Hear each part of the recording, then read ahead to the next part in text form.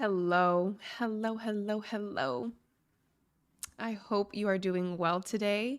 My name is Dalia Quintanilla, and I'm super excited to be able to share some really powerful learning with you today, all about restorative justice. So, today we're going to talk about how there is a really powerful way and solution to heal the hurt internally with ourselves and externally in our communities and our society widespread. So I'm super excited and feel so optimistic to bring you this learning today because restorative justice really gives us a really powerful way to transform the pain that has been passed on to generation, that lives within the structures of our society.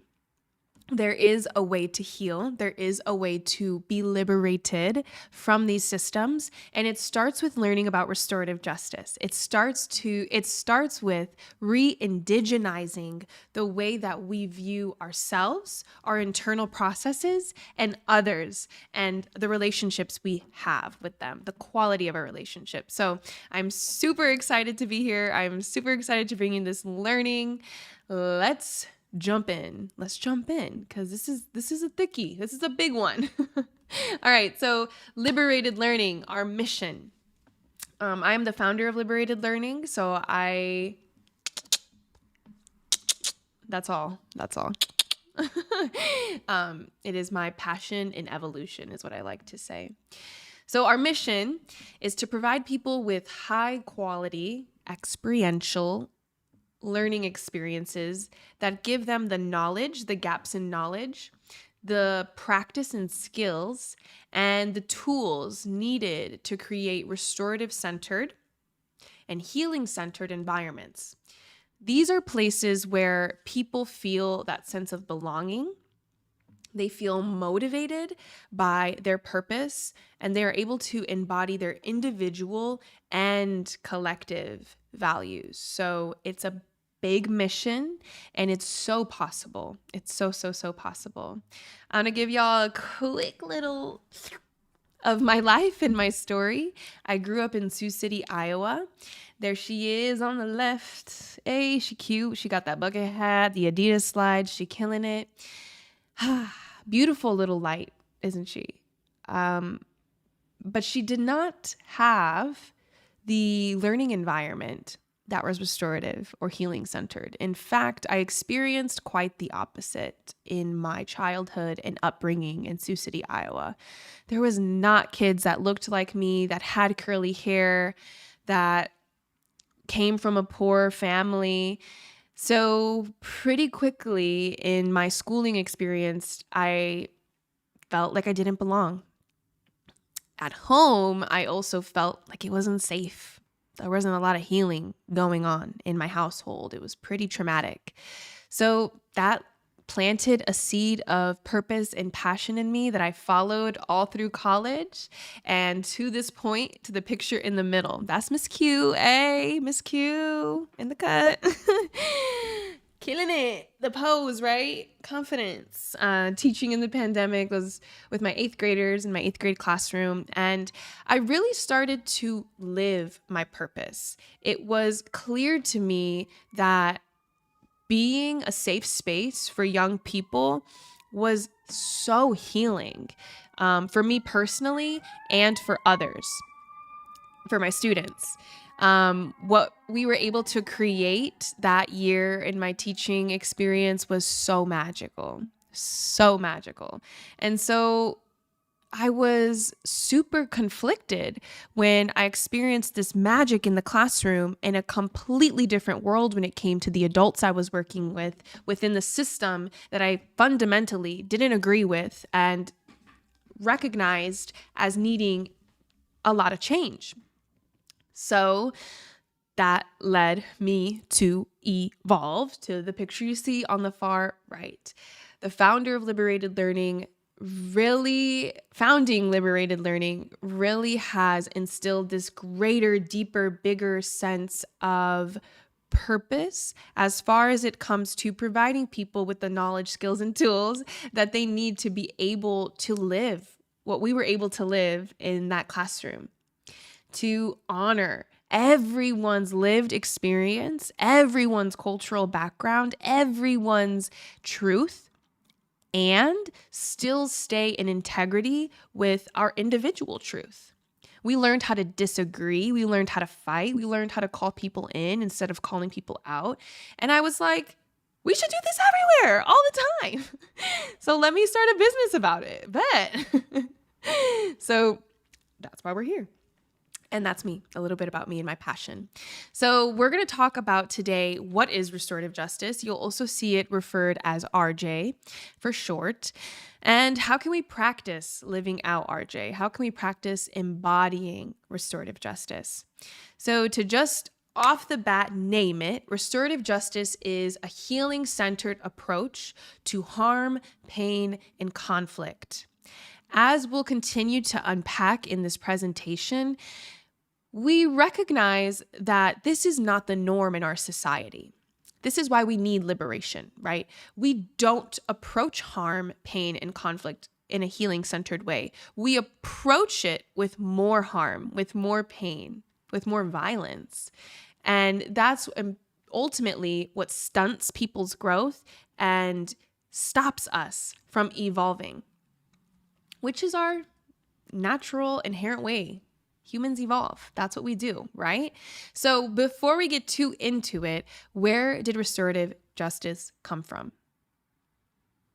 Like, I feel like if the text wasn't on the screen and you just felt into this question, if you took a second to like hand on your heart, where did restorative justice come from? Body, can you tell me? I feel that in my heart. Felt a little goosebumps on my arms. Restorative justice comes from indigenous, and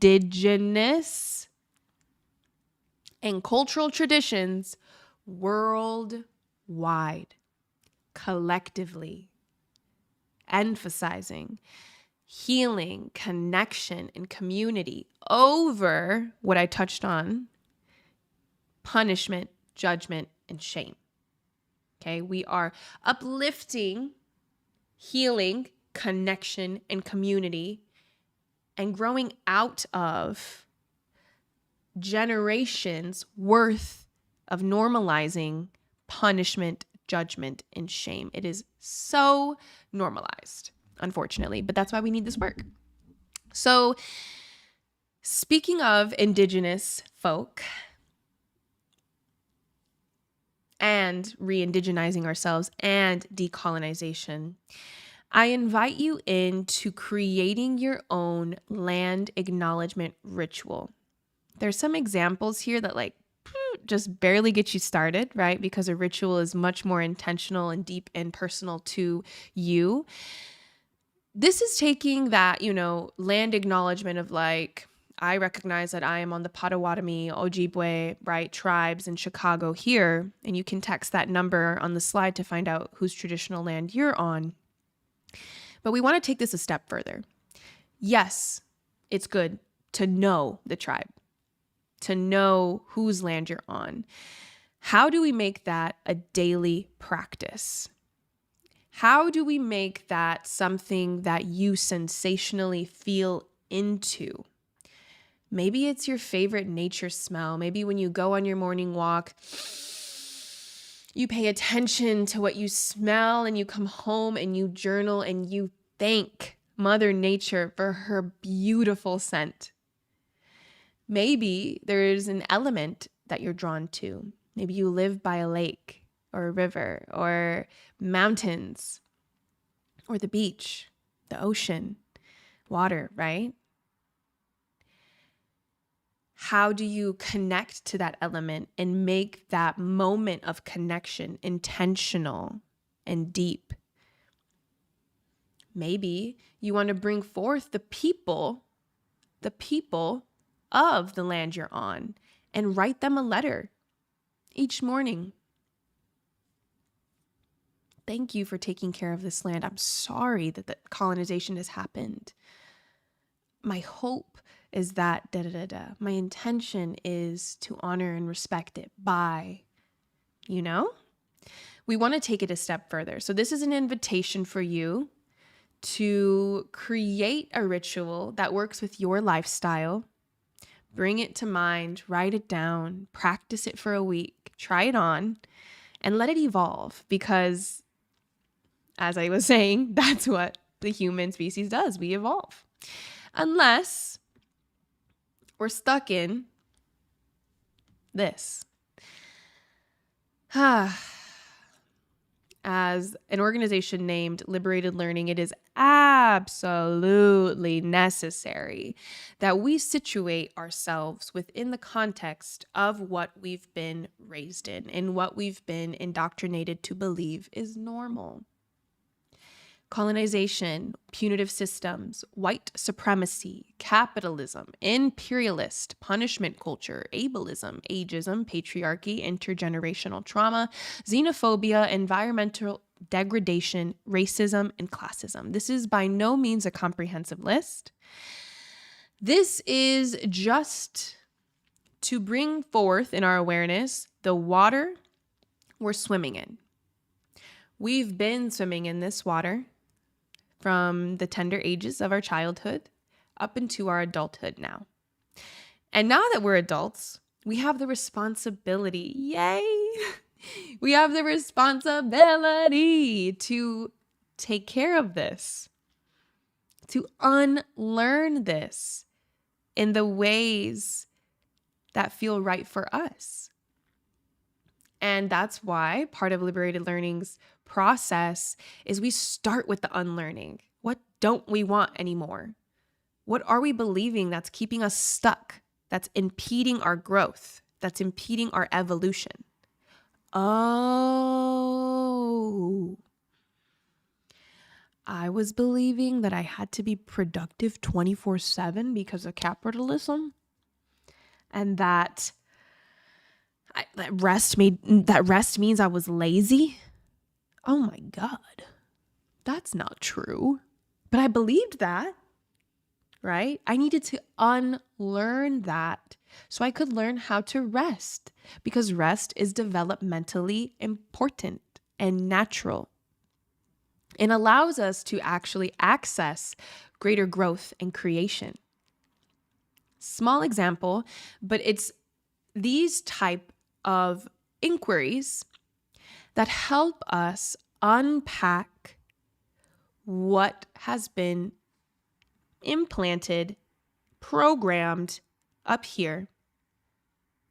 Okay, so we're situating ourselves within the context of our society, and we are recognizing that our environment directly influences our beliefs, our thoughts, our values, our personality, our actions, and the quality of life that we live.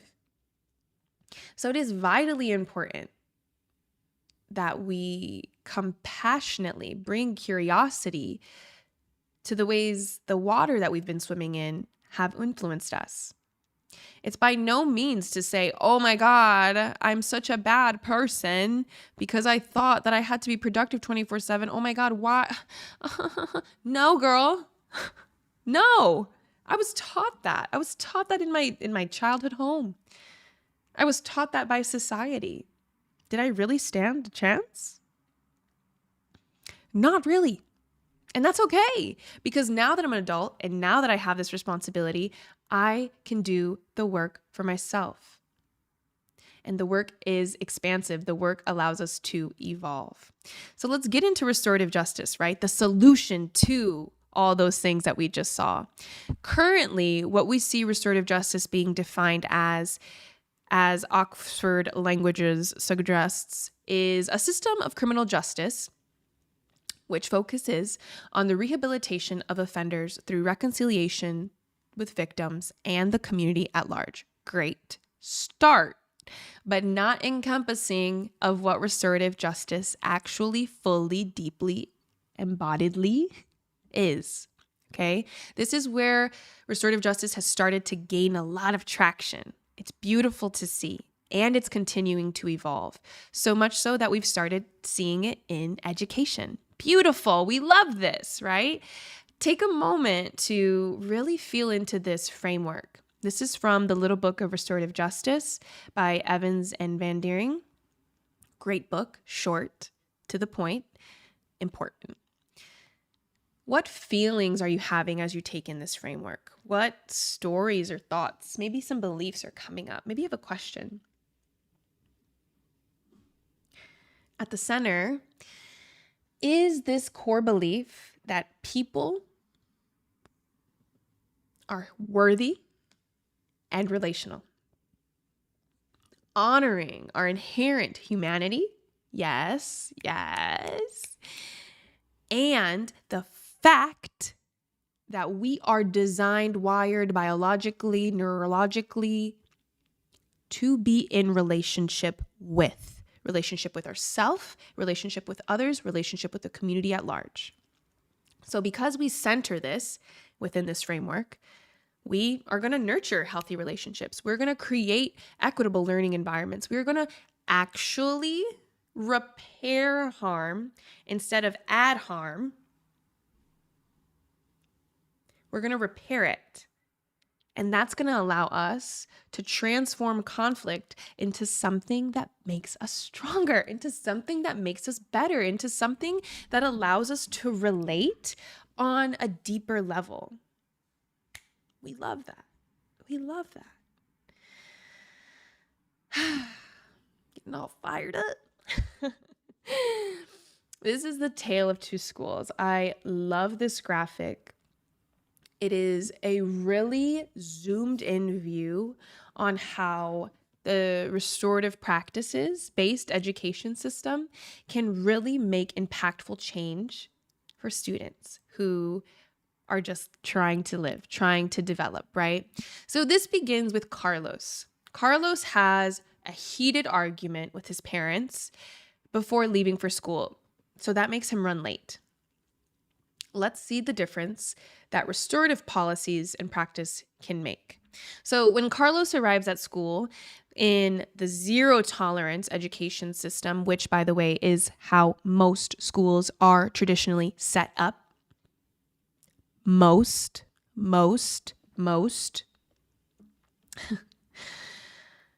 He arrives at school, he's late, right? He's greeted by metal detectors and police search. That good old school to prison pipeline at it again, right? At work. That's what it looks like. Then, because he's late to his first period class, his teacher scolds him in front of the class. Carlos talks back and is given a detention. Carlos is already having a bad day, but then he gets into a minor altercation in the cafeteria. So a school police officer detains and arrests both students. School to prison pipeline say, what? Later that afternoon, Carlos is held in juvenile detention facility all afternoon, missing school because punitive systems don't care about academic achievement.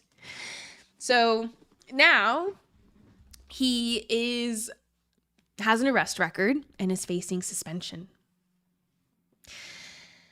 Versus a system that treats him humanely, he arrives at school. Teachers and administrators welcome him and fellow students as they enter. This is for real a big thing that I've taught teachers is that greetings are so important. This is like a natural human thing, but it has to be taught because we've been conditioned in this other way. A greeting. Hi, good morning. How are you today? How was that basketball game you had this weekend? I remember you were really excited about it. How'd it go? Right? Connection. He's late to his first period class, but his teacher waits until after class to speak with Carlos to learn more about why. And he sets up a meeting with his school counselor because of this fight that he had with his parents initially, right? The initial wound. Carlos then gets into a minor altercation in the cafeteria. So, student peer mediators and support staff intervene. They have the students sit down together and de-escalate the situation. I've been in many situations with students who have fought or needed mediation of some sort because of a escalation to fighting. And it is amazing. It is amazing how powerful, with a facilitator, with an adult who is emotionally regulated, how powerful that space can be for students. Later that afternoon, Carlos and the other student agree to help clean the cafeteria during a free period because natural consequences. And Carlos meets with his counselor and parents after school to help resolve the conflict at home.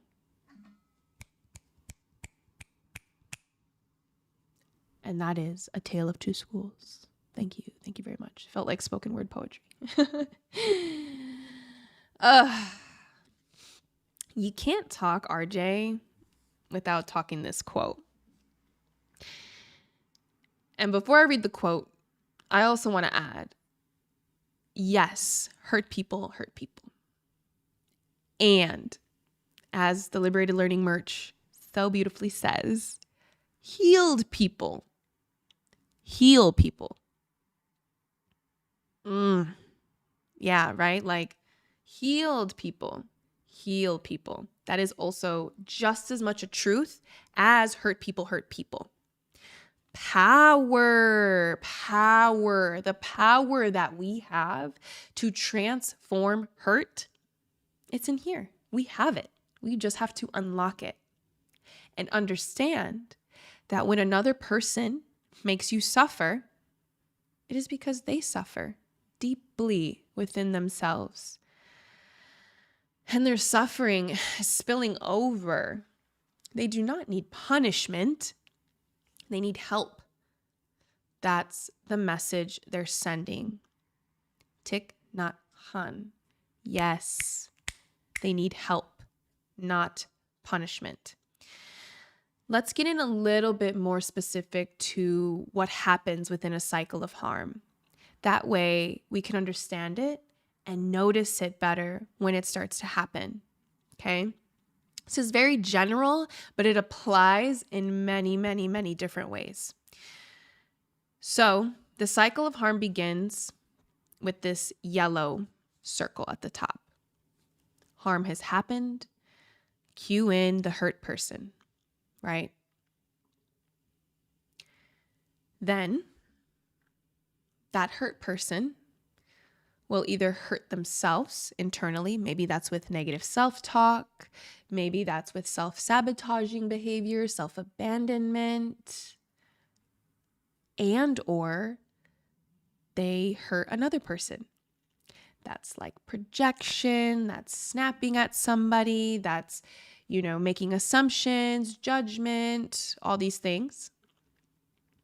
So then both parties feel hurt, whether that's the self to the self or the self to someone else, and disconnected, right? We're out of touch with the truth. We're living in this cycle of harm. Oh, I'm in the harm. I'm in the pain. That leads for important biological necessary needs being left unmet, and relationships are primed to continue to reinforce harm. So then more harm happens and a more hurt person is evolved, right? The way I'm seeing it in my mind right now is like, if this is you here, this is progress, right? Progress moving forward. Being hurt, it really takes you back. It grounds you into suffering when it doesn't need to, right? We have a solution to breaking cycles of harm. And that's restorative justice, baby. Restorative justice is the disruption and the healing, the mending of those cycles of harm through the power of relationship. through the power of relationship. That is relationship with the self first and foremost. We have to begin with mending the relationship to the self, and then it starts to make sense when we extend and reach and we are engaging with others in a healing-centered way. So what this actually physically looks like is these things. It's starting to cultivate a restorative mindset. So we change the focus from blaming others. You hurt me, you did this, you did that. To understanding, oh, you're hurting. Oh, you've been hurt. Oh, I'm hurting. I've been hurt. Who is there to blame? What does blaming help us do? Blaming helps us sit in the hurt. Blaming helps us repeat cycles of harm. When we shift to understanding, oh, this is the context we're living in. Everybody's really hurt. Everybody has intergenerational trauma. Do I want to fall under the hurt people category or the heal people category? So we replace punishment with compassion and prioritize accountability. That's really hard for emotional well-being. We have to take care of our beautiful minds and restoring our mindset to be one that we choose, that is empowering, that is liberating. Another restorative practice is using restorative language, speaking impeccably. Okay, we want to reflect and give ourselves time to reflect on word choice and consciously choose words that promote repair and healing. And if we don't got nothing nice to say, not to say it. Okay, that's one thing my mom did teach me. We're also in this practice fostering positive communication by emphasizing solutions and connection. That can be hard and difficult when it's been normalized to avoid and run away from conflict. It's like, solution? I just want to be mad at you. I just want to blame you. I just want you to be wrong and me to be right. And that's how we go about our business. Hurt people.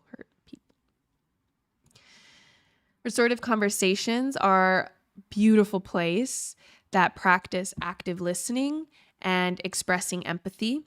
It's a place where we collaboratively navigate conflict by consciously dialoguing from an emotionally regulated space to reach healthy resolution. Beautiful, beautiful, beautiful, potent practice. And my favorite, the best of the best, the magical of the magic is circle processes. I love circle processes. It is such a vulnerable and powerful place to continue to build community and that inclusive connection. This is a place where we foster a supportive environment and bonding and resolution. The problem here with circle processes that I've found in implementing in education and workplace and organization spaces is that they take time. And we have to prioritize allocating time and space to have these processes. It might take half a day that we sit in circle and figure out what's been going on in this environment. It's worth it. It's worth it because it's a part, again, I'm reminded of the restorative justice framework in education, that middle piece, right? People are worthy and relational. Because we believe that, we prioritize space and time to do restorative circles, right? So let me take you through a consider what you consider quick. practice that's based in neuroscience that'll really help you embed this learning like deep, deep, deep and be able to recall it fast. Okay. So first, you're going to write in your own words, a definition of restorative justice. Okay. Take a second to do that. I would say like 4 minutes for each of these pieces. So you can pause and give yourself some time to write. Once you've finished writing, you are going to organize the information you've written. Okay, so you're going to look at your beautiful writing. Maybe it makes no sense. That's fine. Could just be like, whatever you wrote is perfect. You're going to look at that information and you're going to organize it in some way. Don't overthink this. Just go with the first thing that your mind wants to do. Maybe it wants to be a bulleted list of just keywords. Maybe you see categories, like your values, and you want to organize in like boxes. Maybe there's connections that you're reminded of when you read what you wrote and you just want to list those.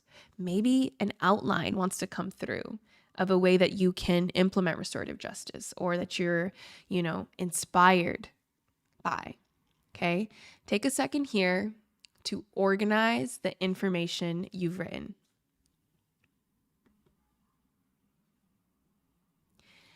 Then move into visual notes.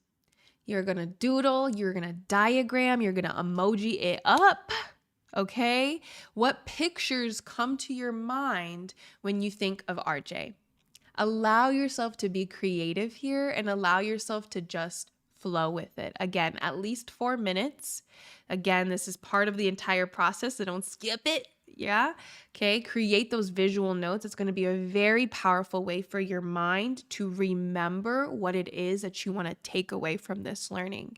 So give yourself some time, set that timer to create visual notes. And finally, you're going to read and reflect on your notes and drawings. So read through what you wrote, read through your organization, look at your drawing, reflect on it. What comes up? Anything new? Are there questions you have? Are there ideas springing forward? What's coming up for you? Give yourself some time now to read and reflect. Beautiful. Awesome. This would be a great place to take a break. Just saying. The mind works in these incremental periods. So after your mind's been active, if you just did that activity I took you through, you were processing. And once we get through that processing mode, that chewing on the new information, our mind goes into a consolidation period where it starts to file and sort all the new things that we've just learned in the right places of your brain to make it easily retrievable later. Beautiful, right? So this might be a good time to take like a second away from the screen. Maybe you want to breathe, be with your breath. Maybe you need to get some water, drink your water, like take a little break, but come back because the rest is really good.